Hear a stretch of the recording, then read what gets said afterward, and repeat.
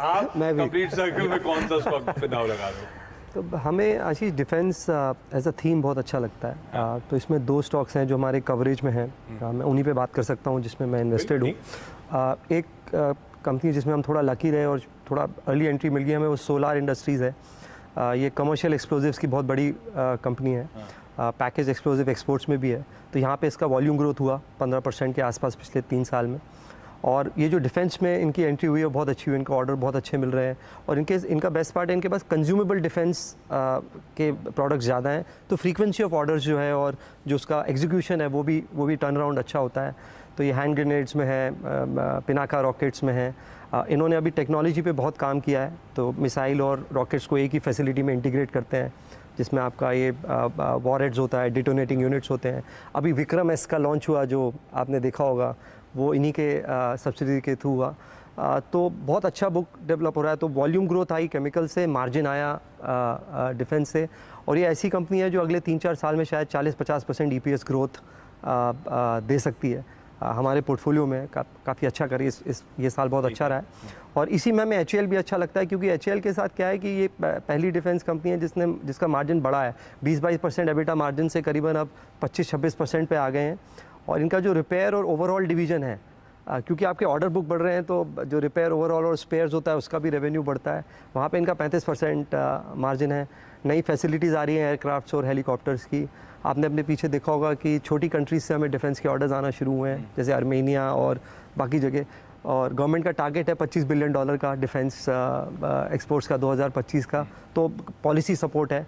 तो हमें ये थीम जो मैन्युफैक्चरिंग में डिफेंस की थीम है, उसमें ये 2 स्टॉक्स हमारी कवरेज में।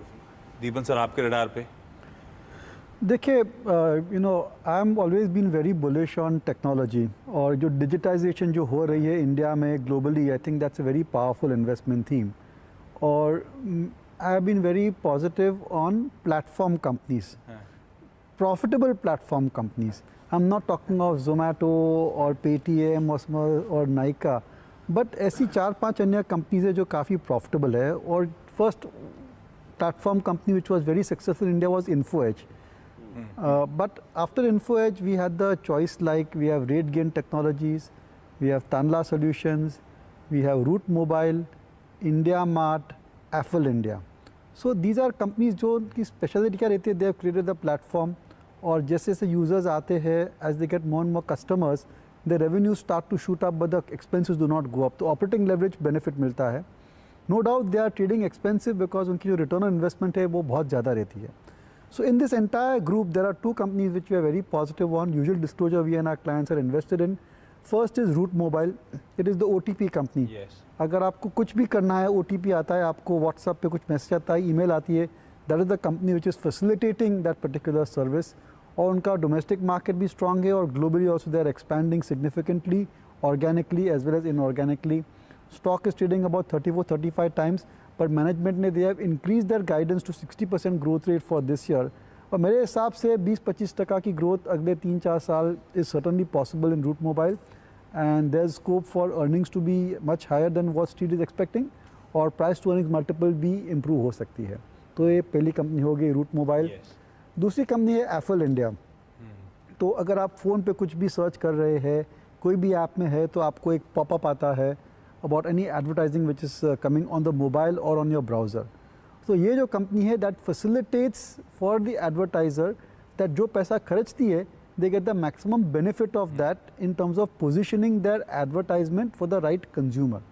उनका पूरा in-house technology है, उनकी पूरी वहाँ पर study है, they have got a huge database also in place, and the way advertising industry is going, it is going to go more and more digital.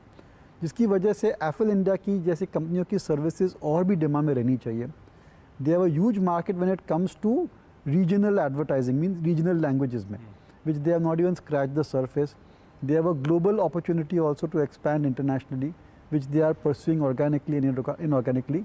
केवल एक रिस्क फैक्टर है कि आज की तारीख में जो पर्सनल डेटा है, that is becoming more and more a controversial issue, and whether it is Google or whether it is Apple, they are trying to make sure that आपके जो पर्सनल डेटा है, पर्सनल प्रेफरेंसेस है, जो cookies है, they are not going to grow as freely into the public domain as it was going just now. So that is a slight risk factor. और हर con call में हम management को यही पूछते हैं, पर they are giving satisfactory answer and they are working around it. So I think that given the kind of potential which is there in digital advertising, I think this company's future is very good. Beautiful. ये कुछ बढ़िया सी well research stocks आपके लिए. पढ़िए इनके बारे में. 2023 में शायद बेहतरीन कमाई के मौके ये स्टॉक्स देते हुए नजर आए. अच्छा, जहां से शो को शुरू करा था वहीं से खत्म करने का मन. मैंने एक टीजर छोड़ा था कि 7 साल हो गए, पॉजिटिव रिटर्न्स थे. क्या 2023 8वां साल होगा? दीपन सर, हाँ या नहीं? बिल्कुल होगा. प्रकाश सर? बिल्कुल 8वां साल पॉजिटिव रिटर्न्स का. कोई ऐसी तो कोई वो है नहीं, रूल तो है नहीं कि सिर्फ 7 साल ना कुछ नहीं. तो 8 साल हो गए और 12% का कैगर है, तो सिर्फ 12% अगर आ गया तो वो मेंटेन होगा ना. तो 12% तो गुरमीत ने फिक्स इनकम में भी बता दिया आपको. गुरमीत, पॉजिटिव रिटर्न्स एक्सपेक्ट करूं 2023 में या थोड़े चैलेंजेस आने वाले हैं? प्रोबेबिलिटी हाई, बट पता नहीं. मेरा ऑनेस्ट आंसर है पता नहीं, क्योंकि आप देखिए अगर 40 साल का रिटर्न 12% है, सेंसेक्स का 13% एवरेज, सिर्फ 3 साल हैं हम बीएससी में ही बैठे जब रिटर्न 13% आया है. तो या तो उससे ज़्यादा आता है या उसका, तो ये एवरेज ना हाइट भी उतना ही करता है जितना बताता है. बट मेरा मानना है कि अपॉर्चुनिटीज़ रहेंगी. इक्विटी मार्केट में भी अपॉर्चुनिटीज़ है फिक्स में पैसा बनाने की. इंडेक्स का क्या लेवल, और मुझे अच्छी चीज़ आज तक ये समझ में नहीं आया कि ये लोग 21,060 होगा, 18,930 होगा, ये कैसे निकाला जाता है. मुझे नहीं लगता कोई भी ऐसा फॉर्मूला है या मॉडल है जो निफ्टी का लेवल प्रेडिक्ट कर. अगर पता होता तो शायद मैं टॉप 10 में होता फॉर्च्यून 500 के, अगर ये पता लग जाए कि निफ्टी कहाँ होगा. सारा वीरू स्टूडियो में बैठे हुए गुस्सा कर रहे होंगे इस बात पे.